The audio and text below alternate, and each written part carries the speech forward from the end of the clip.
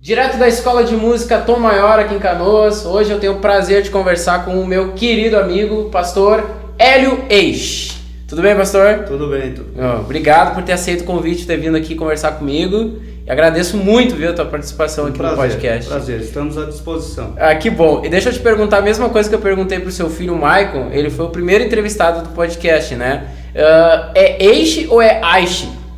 Tu que é o pai, agora eu quero já vem com as perguntas difíceis. Bom, eu falo Eix, mas eu acho que é Aish. É Aish? Mas vamos deixar por Eix que fica mais fácil. Fica mais fácil, fica mais tranquilo. Deixa assim, deixa quieto. Tu sabe que o teu filho tem todo um estudo genealógico das famílias, de onde veio a história e tudo, sobrenome. Ele tem tempo, né, pra fazer isso. Eu não tenho. Deixa pra ele que tem mais tempo. Tá ótimo, então. Eu queria começar conversando um pouquinho de ti, falando da tua história, como é que foi a tua infância, tua adolescência, aonde nasceu. Conta um pouquinho pra mim. Rapaz, eu não lembro o que eu comi ontem, porque eu lembro da minha infância, mas vamos lá. Vamos lá. Poxa vida, da minha infância. Bom, eu sou de uma família simples, humilde, somos em 3 irmãos e eu sou o mais velho. E a gente se criou por aí, pelo mundo, vamos dizer assim. Meu pai trabalhava na construção civil, então a cada obra que concluía ele mudava de cidade. Então eu morei em vários locais, para dizer bem a verdade eu não lembro, mas eu cheguei em Canoas com uns 12, 13 anos de idade. E aqui eu fiquei até uns 16, fui morar em Sapiranga e lá eu construí minha família. Os 3 irmãos moram próximos hoje?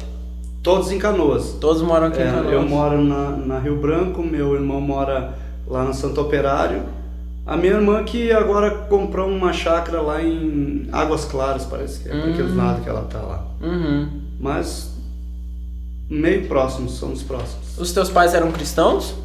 Não, eu fui o primeiro da família a conhecer o Evangelho e depois... Meu pai já é falecido, minha mãe hoje é cristã, minha irmã que está meia... Mas todos são conhecedores da palavra de Deus.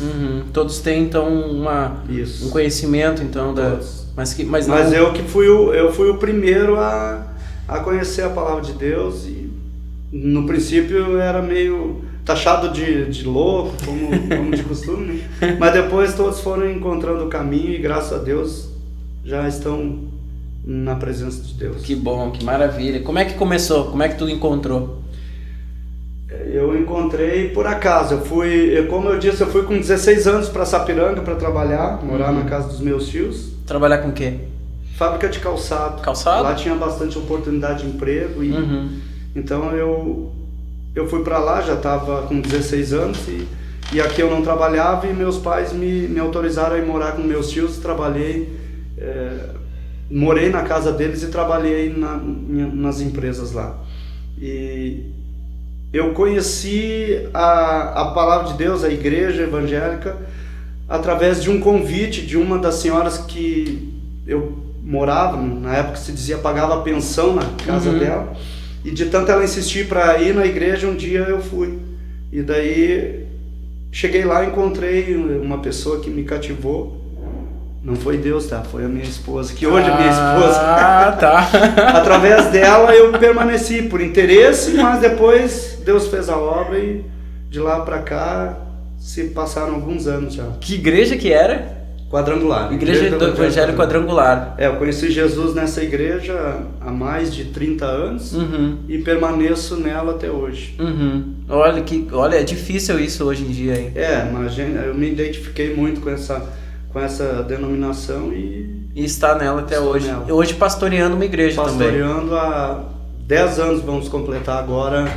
Em novembro a gente completa 10 anos de ministério. Uau! Mas no mesmo local? Ou acaba em algum momento? A gente começou, para resumir assim, a gente começou como uma congregação. Bom, deixa eu retroceder um pouquinho para entender. Então, houve uma época que lá em Sapiranga aconteceu uma crise muito grande no setor calçadista e houve um grande desemprego. E como a gente tinha família, eu tinha o Maicon, que é o meu filho mais velho, eu tinha na época com 7 para 8 anos. E a mais nova, que é a Maiara, na época ela tinha alguns meses, né? Então a gente ficou desempregado, pagando aluguel.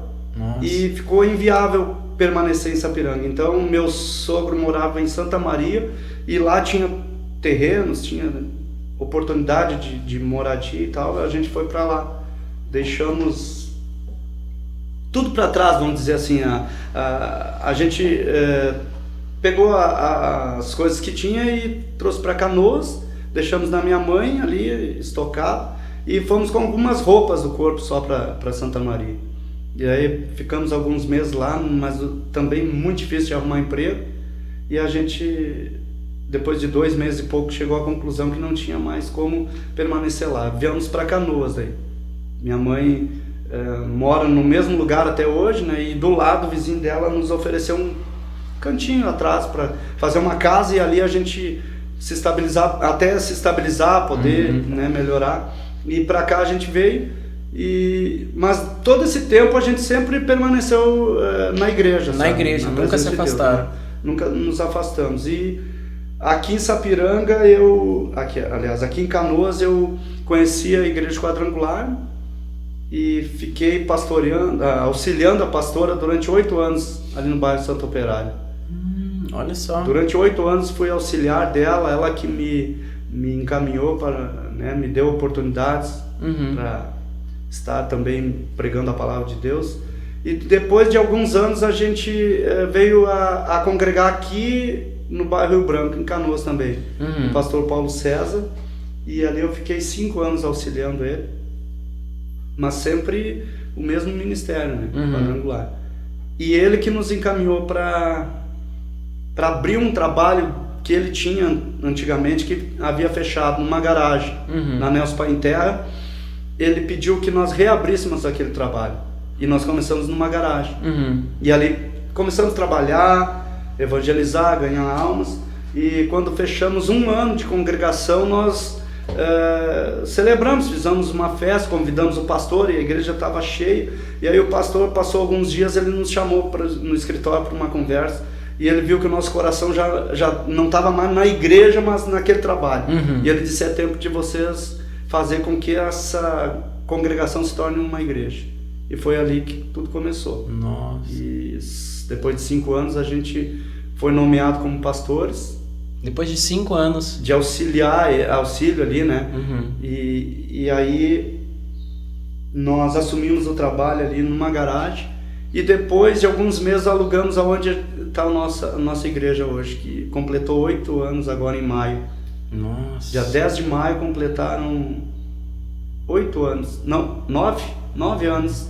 Em maio completou agora, que a gente está ali na Boa Esperança em Canoas. Quase uma década então que a igreja está ali funcionando. Isso. Já, né? Bastante tempo. Porque a gente foi nomeado pastor em novembro, que faz 10 anos agora, vamos fazer 10 anos em novembro. Em maio do outro ano a gente alugou aquele espaço lá onde a gente se encontra hoje.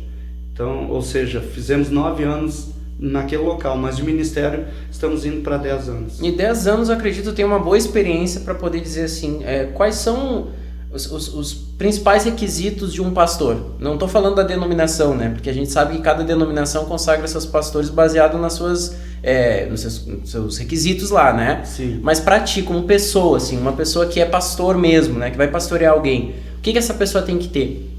Olha, é essencial ser perseverante. Ser perseverante. Porque é difícil. Lidar com pessoas não é fácil. E graças a Deus nós temos o privilégio de ter ganhado muitas almas e ganhado famílias inteiras que hoje já estão até pastoreando, né? Pessoas que passaram por ali, que de alguma forma a gente ajudou e hoje ver eles dando frutos para nós é gratificante. Mas é difícil porque passamos por muitos altos e baixos, sabe? Por isso que eu falo sobre perseverar, até no momento mais difícil ser perseverante. A própria palavra nos orienta a ser perseverantes na oração, né? E é uma das coisas que eu vejo que é essencial para pastorear, ter perseverança mesmo que as coisas não estejam acontecendo como a gente imagina, mas que e ter fé que é possível melhorar e que vai melhorar em nome de Jesus. Esse seria um dos maiores desafios, então, de ser um pastor. É difícil. Hoje está muito, não sei se a palavra seria adequada, mas muito banalizado a palavra pastor, porque todo mundo se diz pastor. Sim.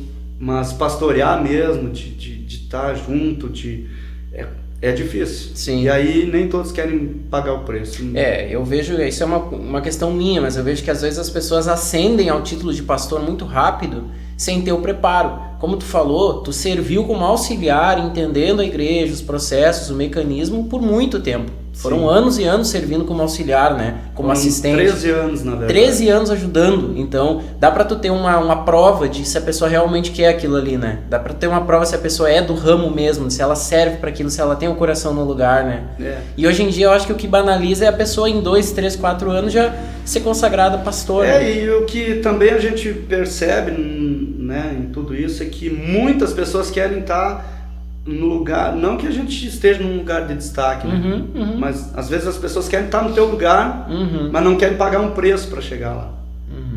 Acham muito fácil, que nem falou aí, 2, 3 anos já se denominando pastor, e tem gente que faz questão, e uma das coisas que impressiona as pessoas chegam às vezes dando carteiraço, sou pastor, Sim. sou obreiro, sou isso, sou aquilo. Sim. Eu acho isso desnecessário, né? Porque tu não precisa mostrar através de credencial ou de carteira quem tu é. Sim. Eu acho que é no dia a dia ali, auxiliando, trabalhando com as pessoas, que tu vai te apresentar ao mundo, vamos dizer assim. E essa experiência pastoral, ela te trouxe muitos benefícios, né? Quais são as maiores, assim, vitórias que tu pode... É difícil, são muito tempo, né? Tu não vai poder destacar uma só, assim, uma grande história, alguma coisa assim, mas algo marcante nessa caminhada toda, assim. Tem algum acontecimento? Tem vários, poderíamos citar vários, mas né? assim, né? O que mais me deixa satisfeito como pastor é ver uma família transformada pelo poder de Deus, sabe? Uma família que chega até a igreja totalmente destruída. Então, tu vê Deus trabalhar, Deus restaurar, Deus levantar aquela família, tu ter o prazer assim de ter uma família de irmãos que hoje eles moram em Capão Novo, estão pastoreando, estão no outro ministério, mas são uma família que nós ganhamos todos para Jesus, sabe? Chegaram ali com a família totalmente destruída, né? Desacreditados e tal, e a gente levou o batismo, os filhos, os pais, né? Nós fizemos o casamento dos pais ali, do casal no caso, né? Tudo a gente conseguiu de alguma maneira, né? E hoje a gente é assim para eles uma referência, entendeu? Nossa. Uma referência porque ele fala muito lá de que o que ele ensina na igreja ele aprendeu conosco. Então para mim é marcante, é gratificante, né? Sim, imagina. Vale mais do que qualquer outra coisa, sem contar as bênçãos pessoais que a gente recebe, né? E é que nem eu digo assim, por vezes, como qualquer pessoa, tu às vezes, será que isso é para mim? Poxa, será que vale a pena? Mas aí Deus te surpreende quando Deus, através da palavra, te ensina, te mostra. Quando você faz um apelo e pessoas vêm a Jesus ali, aceitando a Jesus, aí tu vê que realmente vale a pena. Nossa. Vale a pena. Isso para mim é mais gratificante do que qualquer outra conquista pessoal que eu possa ter. Porque as pessoas não pensam que às vezes na tua vida já tem gente, né? E se espelhando nela, né? Às vezes. Verdade. Não é? Porque isso eu costumo dizer, né?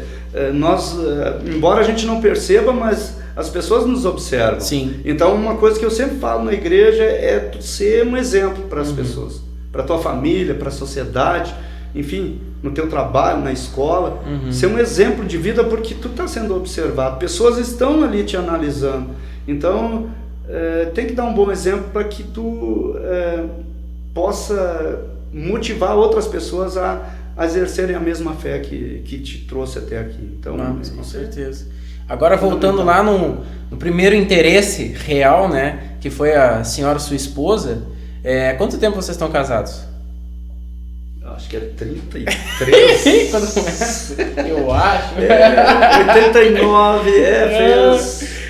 Vai fazer 33 agora esse mês de junho. 33 anos casados? 33 anos. Isso não são 33 meses, né? É bastante tempo. E eu digo assim, eu falo muito, às vezes deixo ela constrangida na igreja, né? Deus foi muito generoso comigo, né?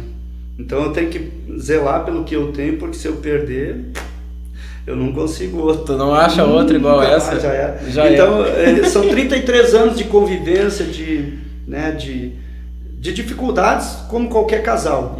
Mas eu posso dizer que valeu a pena todo esse tempo, porque Deus nos abençoou com 2 filhos abençoados, lindos. Então, para mim, né, eu talvez nem seja merecedor de tanta bênção assim. Então, eu conheci ela na igreja, né, foi através dela que eu fui para Jesus. Claro que o interesse maior não foi na palavra. Eu cheguei na igreja, eu não sei nem o que foi pregado, eu nem sei quem estava lá, eu só via aquela pessoa ali. E foi por esse motivo que eu permaneci, mas ela foi usada por Deus para que Deus me alcançasse. Talvez hoje eu nem estaria aqui se não fosse, né, não tivesse me entregado para Jesus. Sim. Então, qual que é o segredo de um casamento que dura 33 anos, assim? Que é bastante tempo. Que vai durar muito mais, né? Mas já está 33 É fundamental anos. A gente... o respeito, né? A reciprocidade. Falhou essa palavra aí. Reciprocidade. Isso. A gente se respeitar, né? E uma das coisas que a gente aprende, né? A convivência do dia a dia te ensina a entender a pessoa, né? Hoje, num olhar, a gente percebe que algo não está bom, né? Um aspecto assim facial, uma mudança assim na fisionomia, tu já percebe, né? São 33 anos, é tempo que dá para te poder perceber as coisas quando não estão... Sim, quando alguma coisa está incomodando, né? Então o respeito é fundamental, né? E o amor também, que a gente... E o cuidado, a preocupação de um com o outro, a gente... graças a Deus, hoje nós já temos os 2 filhos casados, então é só nós 2, então a gente consegue desenvolver até melhor esse relacionamento. Sim. Graças a Deus. E isso deve ser estranho, né? Eu nunca vivi, obviamente, mas assim, vocês estavam sozinhos, casados, aí tiveram os filhos. Quanto tempo depois de casados vocês tiveram o primeiro filho com o Michael? Tem que falar mesmo? Mas enfim. Não, é que isso aí bom, eu tenho que ser sincero aqui. Claro, mas é lógico. Então a gente teve que antecipar as coisas. Antecipar o casamento? Eu não preciso contar por quê, né? Não, eu acredito que não. Mas uma coisa importante é que tudo que tu fala aqui serve de inspiração para quem vai ver. Então, às vezes tem alguém na mesma situação e vê hoje uma família abençoada, um pastor querido, uma comunidade. Ter uma ideia assim, ó, eu tinha 19 anos quando nós casamos, ela tinha 17. São 2 anos de diferença. Então a gente era noivo e tal, e tinha uma programação, um plano de casar, mas a gente cometeu falhas, erros, e ela engravidou, mas eu fui homem suficiente, apesar da minha pouca idade, né? O que hoje é difícil tu ver pessoas querendo assumir responsabilidades, compromissos. Então a gente foi homem suficiente para assumir o erro, né? O que tinha acontecido, isso que aconteceu. Sim. E então a gente teve que antecipar tudo, né? Tivemos que providenciar móveis para casa, a própria casa, tudo muito rápido assim. Então foi bastante difícil no início. Foi um amadurecimento, imagino que muito rápido. Amadurecemos muito rápido, e enfim, mas tudo isso nos ensinou, né? Claro. Nos trouxe algumas lições, enfim, mas eu não me arrependo de nada, muito pelo contrário, sou grato a Deus, porque mesmo com erros a gente conseguiu, né? Claro que com mais dificuldades, mas no decorrer da caminhada fomos nos ajustando. Então. Isso que é importante, quando a pessoa ela assume, não é, aquilo que fez, aquilo que faz, e segue no caminho do Senhor, né, e entende que aquilo ali é uma circunstância, mas não é tua vida, não é tu aquilo ali, né, é um momento que aconteceu, Deus abençoa. Sim.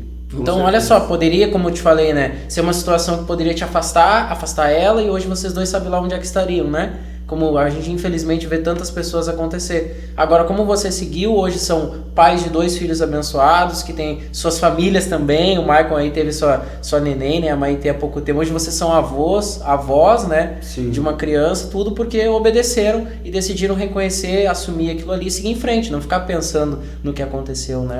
Porque o erro faz parte da nossa vida, né? Verdade. A gente erra, longe disso. Nós não somos perfeitos, muito pelo contrário, mas a gente precisa aprender com os erros, né? É verdade. E tentar corrigir, e sempre mantendo o foco de firmar na presença do Senhor. Eu acho que isso é fundamental. E a gente conseguiu, de alguma maneira, né, ajustar muitas coisas que poderiam ser melhores se a gente não tivesse falhado. Mas aprendendo com os erros. Isso aí. E vida que Agora, para um pai iniciante como teu filho ou para pais mais experientes, qual é a maior lição que tu poderia dar, um conselho que tu poderia dar a pais que estão começando, assim, sobre como criar um filho ou uma filha? Eu acho que é aquilo que eu falei anteriormente, o exemplo, né?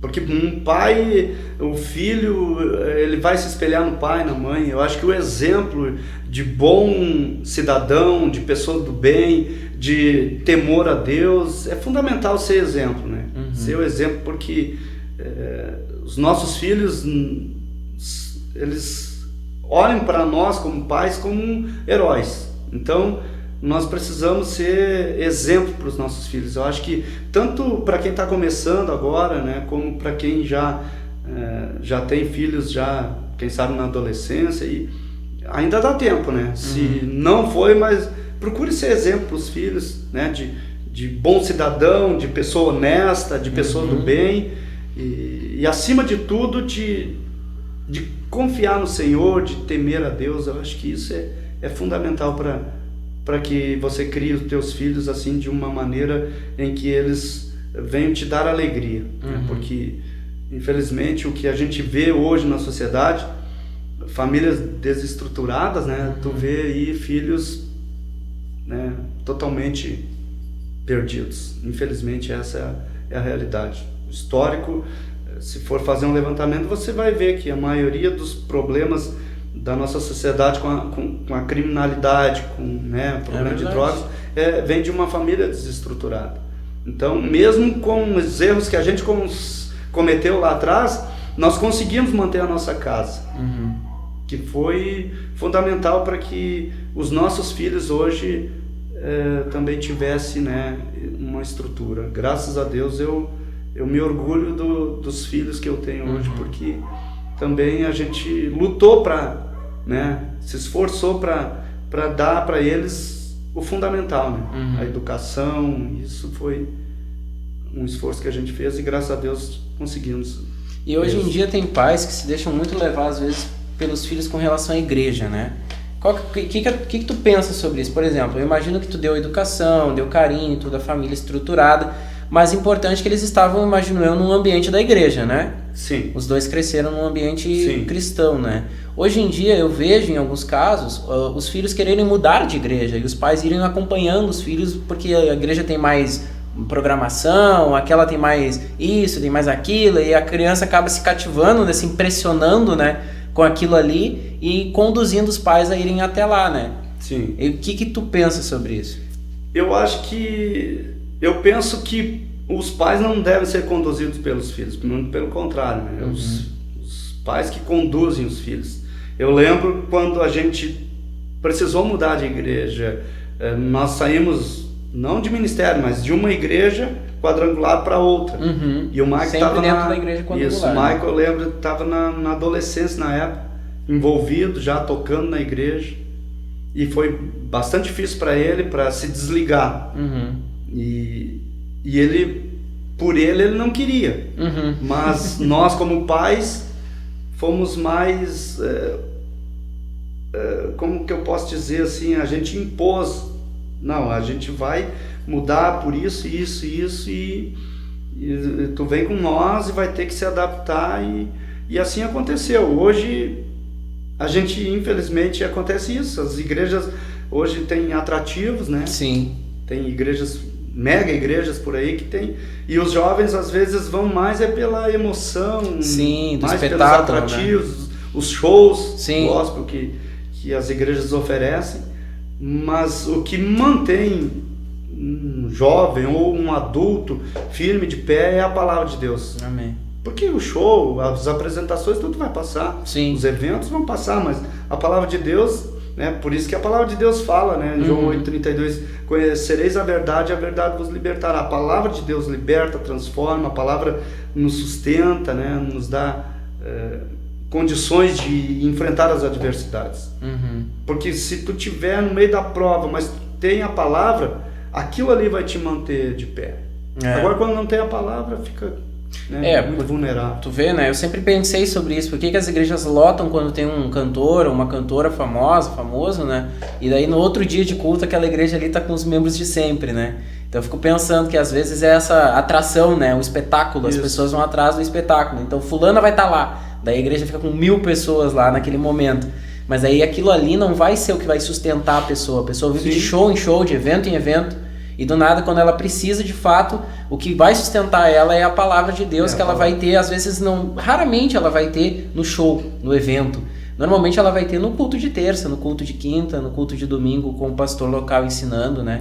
E falando isso, eu me lembro daquela passagem que Jesus fala sobre os dois fundamentos, né? Da casa edificada sobre a areia e a casa sobre a rocha.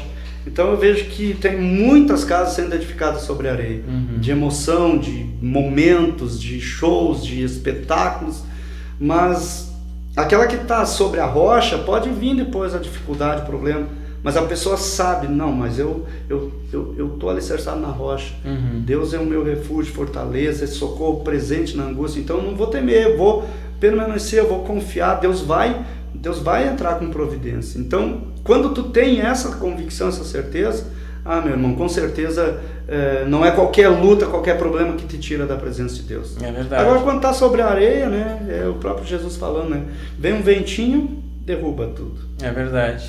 Agora essa fase aí, pra gente ir encaminhando a conversa de avô, como é que tá sendo?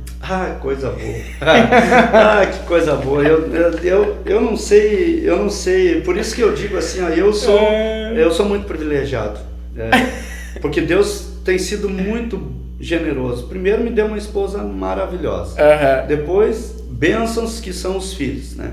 Agora vem essa bênção maior que é a minha neta. Então, a cada dia, eu costumo dizer que a cada dia, né, eu falei no aniversário dela, a cada dia ela nos surpreende de uma forma positiva, com uma reação, algo que ela faz, e eu sou apaixonado, sou um vô babão mesmo, podemos dizer assim, até, sei lá, não tem palavras para descrever a alegria de ser avô, porque é algo que a gente sempre sonhou e Deus nos abençoa com essa bênção maravilhosa. E acima de tudo é linda, né? Linda. Sim. Linda. E é engraçado que as pessoas, talvez, deixa eu te contar em off aqui um segredinho. Só para descontrair um pouquinho. Sim, claro. As pessoas devem me achar bonita, mas tem vergonha de admitir. Porque todo mundo acha a Maitê linda e a primeira coisa que ela diz, como é parecida com o avô. Ou seja, então, quer dizer, alguma coisa, né? De repente, até tu me acha bonito e não quer admitir, né? Pode ser, não, pode ser. Não, eu te acho bonito, eu não tenho problema em te admitir, não. Eu acho legal. Acho Pena que eu bonito. não penso mesmo. Só pra descontrair, não, tô brincando. Só pra descontrair. Que legal, dizer que legal. Pena que eu não penso mesmo de ti, não. Não somos, sério. Brincadeiras à parte, mas nós somos a imagem e semelhança de Deus, então não tem pessoa feia. Sim. Tem pessoa diferente, né? Tem umas que são muito diferentes, né? Tem. Mas essas aí a gente deixa quieto. O importante é a saúde. Mas convenhamos, tem umas bem diferentes. Tem. Mas se elas têm saúde, estão na presença do Senhor, né? Pena que são tão diferentes, né? Mas tá bom. E agora, a Maitê fica bastante contigo? Quando o Mark e a Allen vêm para Tom Maior, para a escola, ela fica com nós. Tá ficando quase que todos os dias agora, né? E nós estamos aproveitando. Enquanto ela não fica, a gente até estranha. Daí a gente vai até lá. Que nem ontem ela não foi, então nós fomos lá. Uhum. Mas ela vai na terça pela manhã, na tarde, na quinta de manhã e de tarde, na segunda à tarde, na sexta pela manhã. Enfim, agora domingo você se vê também por causa da igreja. A Alia está com um projeto aí que, se encaixar, daí ela vai ter que trabalhar nas quartas-feiras, e aí na quarta também ela vai estar com nós. E vocês tu vê semelhança da Maitê com o Maicon ou com a Maiara? Os teus dois filhos? Parece que é filha do Maicon. Parece que é. Parece muito parecida. Não, é parecida mesmo.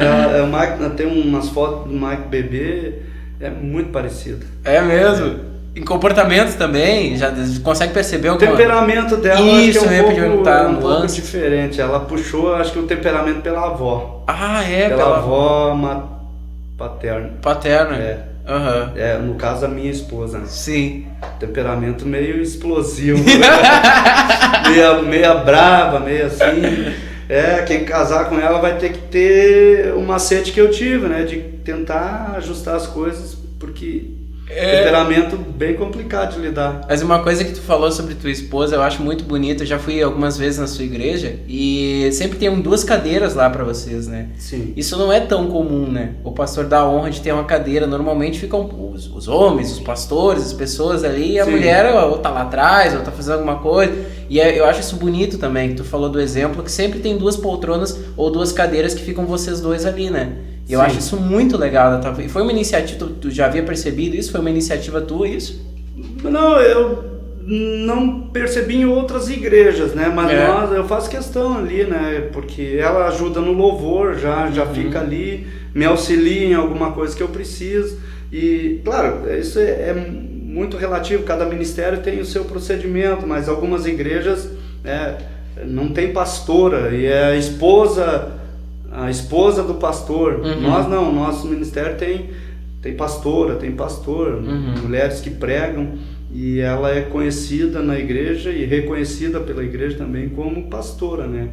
E a autoridade que eu tenho, ela também tem. Então a gente divide as tarefas, né? Ela me ajuda bastante na obra, e eu faço questão de honrar ela, porque para mim é essencial, né? Ter ela ao meu lado ali. E que as pessoas possam perceber que ela é importante para minha vida também. Isso é fundamental. Que bonitinho. Mas agora fiquei emocionado aqui. Ela vai ouvir isso, eu acho. Ela vai ouvir isso. Eu acho que vai. Que bonito. De repente, depois ela me dá uma gratificação, alguma coisa. Pode ser, né? Uma camisa do seu time. O senhor quase não gosta de futebol, né? Quase não vê nada. Não, mas vamos passar essa fase, porque a situação não tá muito boa. A fase não tá boa? Não tá boa. Tu sabe que eu tenho um afilhado, Joaquim, e ele tem 2 aninhos e meio, vai fazer 3 agora, né?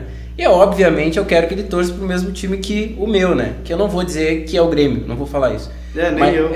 Daí eu falei, mas vamos deixar passar esse ano, essa fase por enquanto, e ano que vem, aí dependendo de como a coisa tiver, a gente começa a conversar com o Joaquim sobre o time. Mas ensina agora que é nessas dificuldades que a gente forja o verdadeiro gremista. É assim mesmo, na boa e na ruim não tem.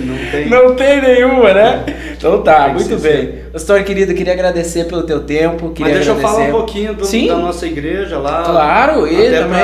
Para divulgar, para que alguém tenha interesse de nos conhecer. Sim. Então a gente está ali no bairro Rio Branco, na Rua Boa Esperança. Rua Boa Esperança. Isso, 1762. Estamos ali, até agora, por enquanto, a gente está com um culto no domingo, às 19h30, culto da família. Então, querendo deixar aí um convite para quem quiser nos visitar ali, vai ser bem-vindo, vai ser um prazer receber. E estamos ali trabalhando com bastante dificuldade, mas temos certeza que a nossa recompensa, o nosso galardão, Deus tem preparado algo bom para nós. Amém. Então, tem culto na semana? Durante a semana a gente tem culto na terça, na oração, né? Culto de oração. Terça-feira às 8 horas. Terça-feira às 8. E a gente está aí para reabrir os cultos de sexta-feira. Porque antes da pandemia a gente tinha sexta-feira, mas estamos aí só preparando lá algumas coisas para reabrir os cultos na sexta. Ótimo. Às 20 horas. E então, se você quer conhecer essa mega figura que é o pastor Hélio, a esposa dele, conversar com ele de perto, né? É Rua Boa Esperança 1762. Isso, Rio Branco, Canoas, né? Isso. E se você quiser conhecer também a Escola de Música Tom Maior aqui em Canoas, fica na Santini Longoni 255, isso aí, então tá. Pastor, eu queria que se despedisse das pessoas que vão assistir com uma mensagem, qualquer coisa que o senhor quiser falar, enfim, que possa inspirar. Se o senhor pudesse falar alguma coisa que todo mundo vai ouvir, de alguma forma todo mundo vai chegar, para qualquer pessoa no mundo vai chegar, por SMS, por mensagem, por um outdoor, alguma coisa assim, as pessoas elas vão escutar. Qual seria a mensagem que tu passaria? Uma mensagem de fé, de esperança, para que no meio da crise, da dificuldade, e talvez você, que porventura esteja nos assistindo aí, tenha enfrentado alguma luta, alguma dificuldade, entenda que nos momentos mais difíceis, tanto na minha vida quanto na vida da maioria das pessoas, quando nós clamamos, Deus responde. Então eu vejo Deus sempre abrindo uma porta, Deus nos surpreendendo, Deus suprindo, né? Deus Amém. Abençoando. Então a tua esperança tem que estar no Senhor. Então Deus tem algo bom para você, mas você precisa também, né, se achegar a Deus. A palavra de Deus, eu só não recordo a referência, mas Jesus diz assim: todo aquele que o Pai me dá vem a mim, e todo aquele que vem a mim de maneira nenhuma o lançarei fora. Então não importa a situação que você esteja vivendo agora, nesse momento, corra para os braços do Senhor. Jogue-se nos braços do Senhor, porque Ele é a solução, Ele é a saída. Então, quero deixar esta palavra assim, de fé, de esperança, para que todos aqueles que assistirem possam confiar plenamente no Senhor. Salmo 37, versículo 5, a palavra de Deus diz: entrega o teu caminho ao Senhor, confia nele e o mais Ele fará. Então confie no Senhor, entregue a Ele e deixa Deus fazer coisas grandes na tua vida. Essa é a mensagem que eu quero deixar para todos. Amém. Jesus. Muito obrigado. Maravilhosa mensagem, Amém. Pastor. Obrigado pelo teu tempo e por ter vindo aqui dado essa entrevista também para o Pod Sante, que é nosso podcast. Que Deus abençoe tua igreja, tua família e todos os teus projetos daqui para frente. Conte conosco. Amém. Tomara Amém. Que tu não tenha te decepcionado comigo, mas a gente, quem sabe numa próxima vez eu possa retornar. Mas claro, mais um tempo assim de conversa. Vai ser ótimo. Contar novas histórias. E deve ter muitas, né? Tem bastante. Tem muitas. Algumas piadinhas sem graça também, que tem bastante. Porque eu sou conhecido como o cara das piadas sem graça. Faz parte. Com certeza alguém que vai assistir aí depois vai ficar zoando comigo, mas eu levo tudo na brincadeira. Tu já sabe até que tem a tropa já dos que vão comentar ali. Eu tenho meus fiéis seguidores. Tem. Aliás, nem é seguidores, é perseguidores. Eu tenho alguns. Os fiéis perseguidores. Que ótimo isso. Vamos lá então. Esperamos que eles apareçam no vídeo, viu? Tá certo. Gente, muito obrigado. Até o próximo Pod Sante. Valeu. Tchau.